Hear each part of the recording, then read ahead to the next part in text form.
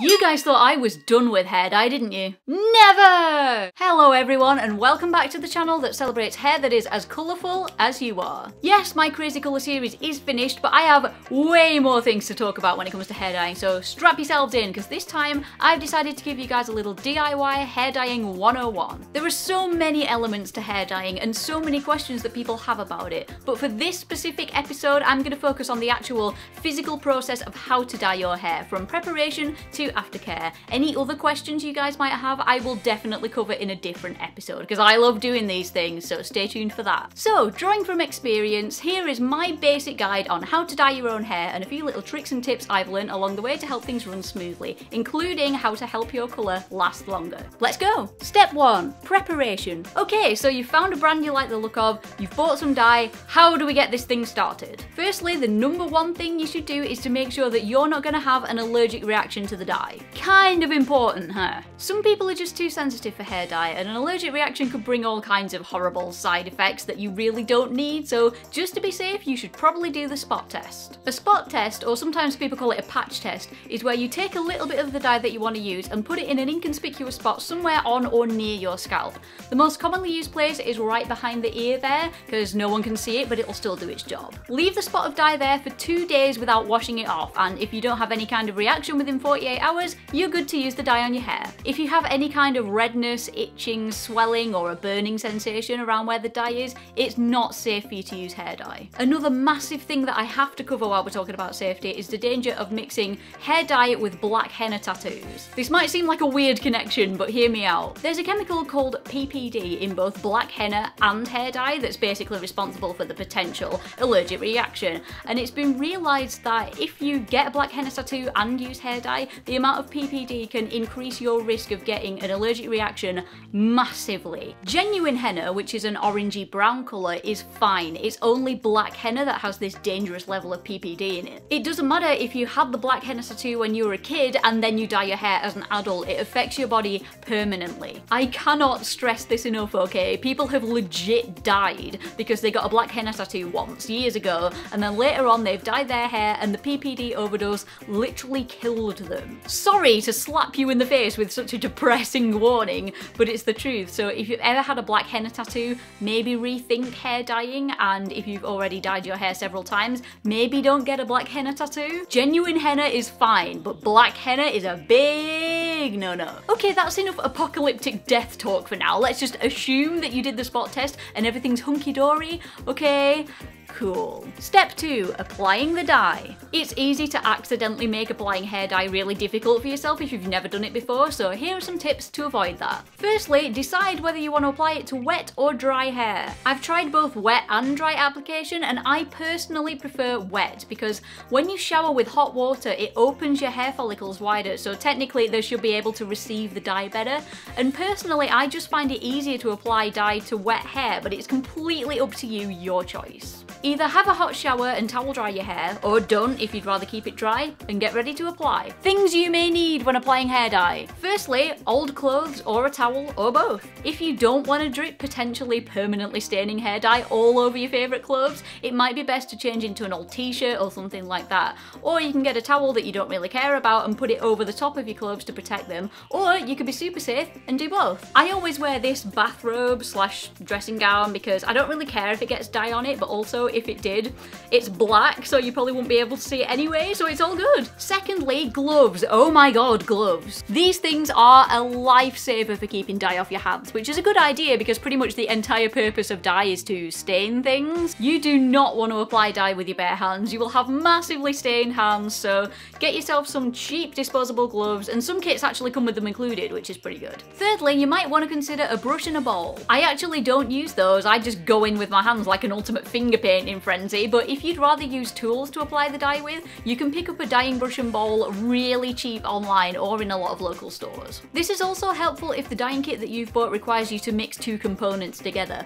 or you've bought two different dyes and you're mixing them together to make a unique colour. You can just mix it up with a brush in the bowl and then use the same brush to apply it to your hair. Fourthly, hair clips or ties. If you're planning on dyeing different parts of your hair different colours, it can be quite useful to separate the sections with hair clips or ties so that you can kind of map out where where you're going to put which dye, and also to keep the sections separate while you're waiting for the dye to set in. Or if you just have long hair and want to keep half of it out your face while you apply the dye bit by bit. Not that I have that problem. And lastly, Vaseline.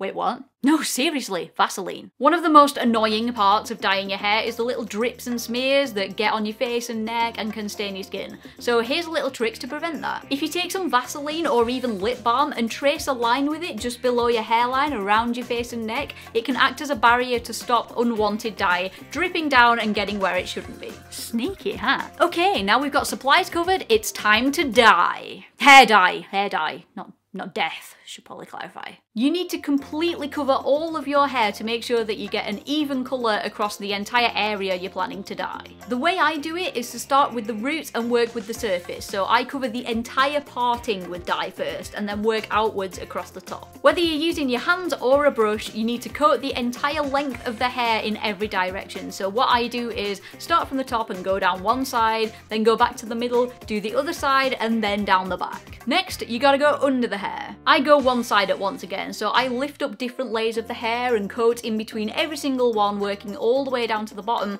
and then lift it right up and get the underside as well. It's worth taking it slow to make sure you've literally covered every hair in the dye, because it's awful if you accidentally miss a bit or you dye the top part but not the underneath, so keep on adding and checking through every layer of the hair until you're certain it's completely coated. Speaking of which, if you have hair that's as short as mine or shorter, you'll probably be fine with just one box or bottle of dye. But if it's much longer than this, you might want to get two, because running out of dye in the middle of it is the worst. Also, if you can't tell if you got the back of your hair covered, what you need to do is stand in front of a mirror and then take another small handheld mirror and hold it behind your head. And when you angle it right, you should be able to see the back of your head. Demonstration time! I'm in my bathroom. I've got a tiny little compact mirror here. Sorry, it's really awkward. I'm trying to look in the mirror and at you at the same time. It's not working. And if I angle it just at the right thing there, you can see the back of my head. You can kind of move it around, so you can use that when you're dyeing your hair, so you can see if all the hair is coated. And that's pretty much it for applying the dye. When you're sure that it's all coated, just use your fingers or a wide tooth comb if you prefer, and just work the dye in to make damn sure. And then step 3, you gotta wait. Every hair dyeing product will tell you on the label how long they recommend you let the dye set in for. Every dye is different, so just do what it says on the label, which is usually around 15 to 30 minutes. During this time, don't touch the dye, don't lean your head against anything, just don't touch it, okay? Try not to get dye across the whole world while you're waiting. But patience is a virtue, because when the time's up, it's time to rinse and reveal your new colour. Step 4, rinsing. You can either get back in the shower to do this, or if you have someone there who can help, you can lean over the bath while they rinse your hair for you. When you rinse the dye out of your hair, it can stain your skin a little just when it naturally drips onto your hair and body as you wash it, so to prevent that from happening, to save your hands, that's easy. Remember those disposable gloves I told you to wear when you're applying the dye? Wear another pair of those when you're in the shower, and that should save your hands from getting stained. As for your body, that is harder to control, although I can tell you that in my time I have used so many dyes and only one has ever stained my skin after the first shower, so don't be afraid of the rinsing process. It's not a given that it's going to stain, and if it does, I have a really good tip. My favourite tip actually, it's the best one I've ever learned, I'm going to tell you that in a minute. But getting someone else to rinse your hair for you while you lean over the bath is the ultimate way to skip the whole potential skin dyeing thing, so if you can grab a friend, that's magical. If you gotta go solo, don't worry about it, nothing bad's gonna happen. When you or the person who's helping rinses your hair, you should wear the gloves and try and use cool or cold water, because that essentially closes your hair follicles and locks the dye in better. You can also not use shampoo when you rinse it off. I personally do, because I find that it helps get rid of any surface dye that's just resting on top that then might come off on clothes or my pillow or whatever, but it's completely up to you, you don't have to. All you gotta do is keep rinsing your hair until the water runs clear with no traces of colour. Once that happens, the surface dye is gone and the process is complete. Don't worry if when you first start rinsing it, the water is massively coloured. That's completely normal. It's basically like you're just washing away the layers of dye that are just resting on top to reveal your coloured hair underneath. Just keep rinsing it until the water runs clear and you should be all good. If once you get out of the shower you have still got some dye stains around your face and neck or anywhere else on your body, here is a brilliant trick to get it off. I was so happy when I found out about this because it really works. Nail polish remover. Put some nail polish remover onto some cotton wool and then just wipe the stain wherever it is and it should come right off. This works for me every time. It's my favourite tip I've ever learned. I love it. Just make sure once the stain's gone that you splash a little clean water over your skin to get rid of any remnants of nail polish remover and you should be stain free. Now you can dry your hair and style it however you want and hopefully your hair dyeing adventure has been a success. However, I know a lot of you guys are wondering how to preserve your hair colour and help it last, so here's a little aftercare advice. Don't wash your hair every single day because washing with shampoo fades hair colour massively. Maybe try and wash it every couple of days, especially if you use anti-dandruff shampoo because that stuff strips hair colour faster than almost anything. Try to use anti-dandruff shampoo as little as you can get away with, but one thing you can use with wild abandon is conditioner. Conditioner helps your hair stay moisturised and it locks in colour, so if you want to keep your hair clean between shampoos, use conditioner. Don't expose your hair to too much bright sunlight. When the sun's really bright, it can fade dye a lot, so if you know you're going to be out in the sun all day,